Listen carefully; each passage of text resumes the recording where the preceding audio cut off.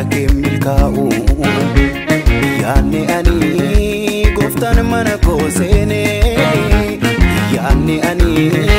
katamana kaase yaanni ani tarree tolotaa dhaabachuu yaanni ani gargaarsa kee milkaa'u yaanni ani gooftaan mana koo seene yaanni ani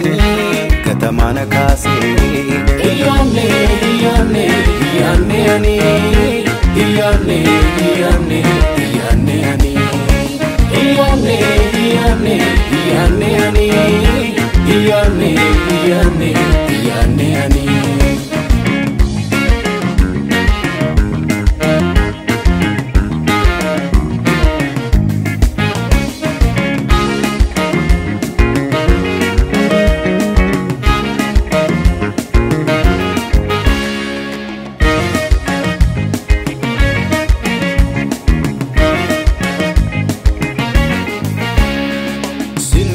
Sin salbisu danga ke tambalisa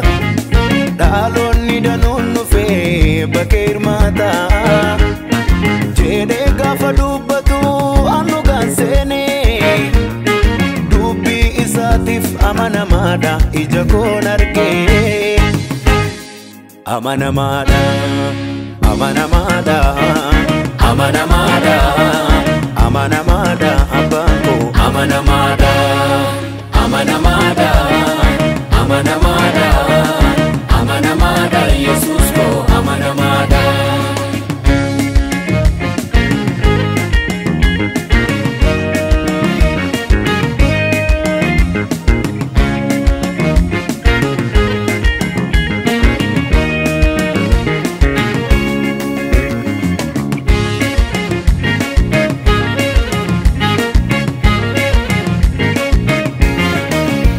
Chuchufa ko sake, morkata ko jamse, ebayando na tirobse, batenale, abanko amanamada, abdu ko dugomse, isabara joluma, amanamada, amanamada, amanamada, abanko amanamada,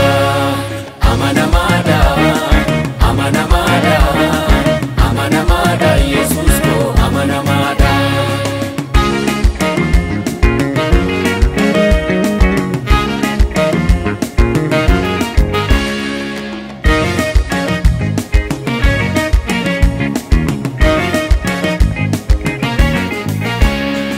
Yosef abjote abju dalota olchu inafa obbolota andarbame gurguramus Waaqayyo wajjin ture walkitese ajab safuda kansa isa jedhe raawwate eye raawwate abjuudhaan baase hinniifne hidhaatti yeroo tingeenyeef malee callisuun saase